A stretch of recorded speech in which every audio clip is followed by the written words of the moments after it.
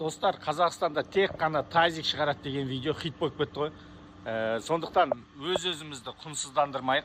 Қазақстанда негізі біраз нәрсе шығып жатыр, мелкий кәсіпкерлерден. Сондықтан қолдап қойыңыздар. Қазір сол өндірістің біреуін көрсетіп жіберейін. Қазақты қазақ қолдамаса, басқа ешкім кеп қолдамайды. Әр өндіріс тек қолдаудан басталады. Сондықтан біздің өндірісті көрсетіп жіберейік. Бұны лайк басып, репост жасап, бөлісіп жіберіңіздер. Қазір көрсетіп жіберейік. Бұл жерде бізде диван жасайтын цех. Міне дәл осында 2025-тің хит дивандары шығып жатыр. Бұл жердегі дивандардың ерекшелігі қараңыздар. Подлокотнигінде осындай тонкий золотасы бар.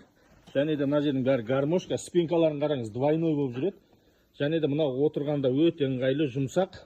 Диванның ұзындығы 4 метр, полный раскладной. Көрсетіп жібер. Дәл осындай дивандар міне Қазақстанда, Алматы қаласында шығып жатыр. Және де Қазақстанның кез келген қаласына жеткіземіз.